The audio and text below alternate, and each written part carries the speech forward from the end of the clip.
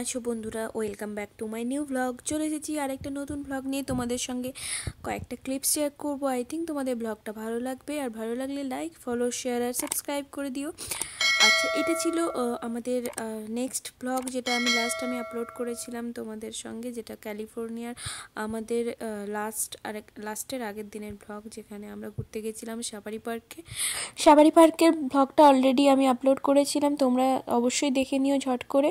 আর যারা এখনও দেখোনি তাদের জন্য আমি লিঙ্কটা আবার ডেসক্রিপশানে দিয়ে দেখেছি, তোমরা গিয়ে ওখানে চেক আউট করে নিও। আর সাফারি পার্ক থেকে ফিরতে আমাদের মোটামুটি ইভিনিং হয়ে গিয়েছিল, তাই আমরা ভাবলাম যে স্যান ডিয়েগোতে যাওয়ার পথে বালবোয়া পার্কটা একটু দেখে নিই।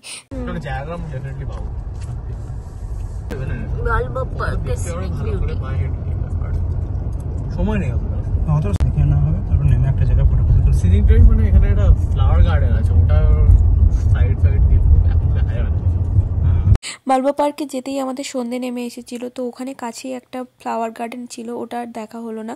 বাট ওই সময়টা যেহেতু ক্রিসমাসের টাইম ছিল, খুব সুন্দর করে চারিদিকটা সাজিয়েছিল।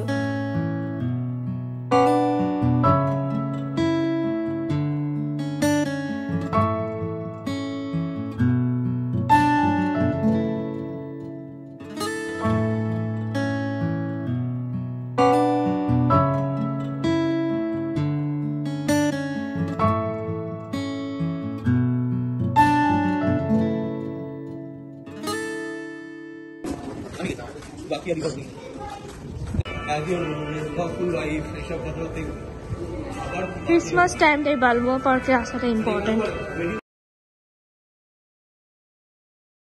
কি ঠান্ডা লাগছে কেন আমাদের।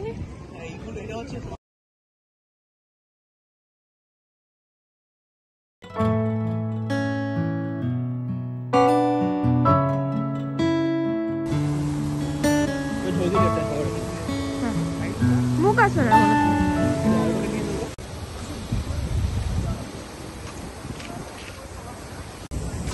তো বালবোয়া পার্কটা এটা পুরোটা ওই সিঁড়িটা দিয়ে, মানে ওই ব্রিজটা দিয়ে ওই দিকে গেলে ওখানে গার্ডেন আছে অনেক। তো এখন রাত্রি হয়ে গেছে, তাই খুব একটা কিছু দেখা যাবে না, তাই আমরা ওখান থেকে আমরা অন্য সাইডে এই সাইডটায় চলে এলাম, কারণ এখানে ক্রিসমাসের কিছু ডেকোরেশন করা আছে। তো সেই কারণে আমরা এই জায়গাগুলো দেখে নেব, তারপরে আমরা বাকি শীর্ষাপেশাদের নিয়ে আবার আমরা যাব ডিনার করতে। আরও কয়েকটা জায়গা আছে, সেগুলো ভিজিট করব। চলো। এটা কি? ওই এটা কি? ও, এটা মিউজিয়াম, তো ফাইনালি আমরা এই মিউজিয়ামটা দেখতে পেলাম, যেটা খোলা আছে, কারণ এখন বাজে 6টা, 6 PM। এটাই খোলা পেয়েছি, এটাতে যা করে পিকচার পাবো শেয়ার করবো। এটা কি সুন্দর সাজিয়েছে। বালবোয়া পার্কে একটা ভালো জিনিস দেখার ছিল, সেটা হলো মিউজিয়াম। বাট আমরা যখন পৌঁছলাম তখন মিউজিয়ামটা বন্ধ করে দিয়েছে, তো যাই হোক, ওটা আমাদের দেখা হলো না।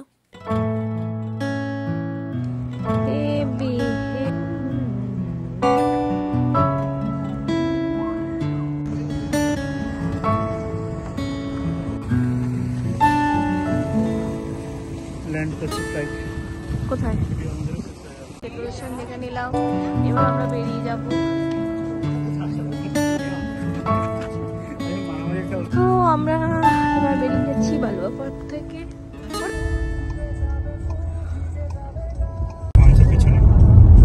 এখানে বাসটা নিয়ে এই বাসটা আমরা ধরে ধরে দুবার এসেছি। প্রতিদিনই ক্লাস থাকতো 8টার সময়, তখন এসে পড়েছি। এখন তো আমি দেরি করে আসছি প্রতিদিন ক্লাস। রেন্ট দেয়নি, তার আধা পাতা পাওয়া যায় না কেন?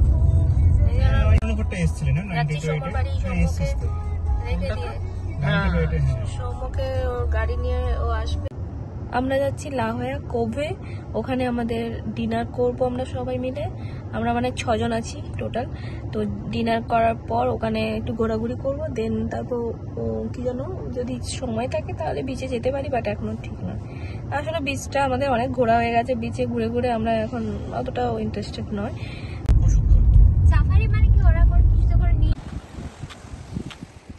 দেখতে দেখতে যাও, সিল দেখলেও দেখতে পারো। গন্ধটা একটা সিলেরি মাছ, গন্ধটা বছর মাছ পাবো, এটা সিলেরি মাছ। তো এখানে নাকি শিল আছে, শিল দেখবো না কি করে বলতো, এত উঁচুতে ওরা কি করে ওঠে?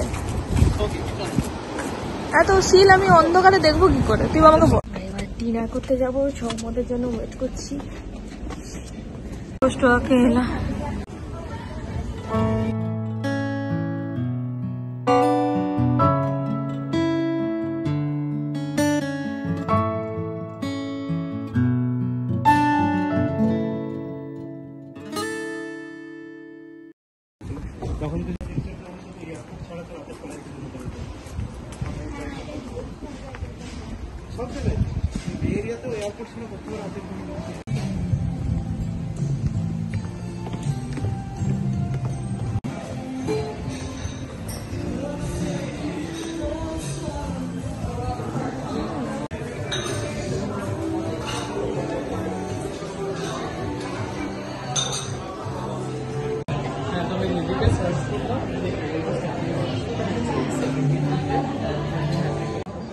বেশ স্ট্রং আছে কিন্তু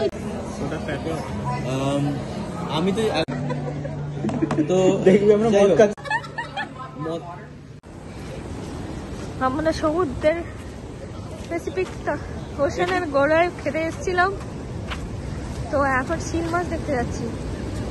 রাতে শিল মাছ ওই তো শিল মাছের একটা ইয়ে দেওয়া আছে, ডেমো, ওই যে দেখা যায় বলে, তাই না? দূরে ওই তো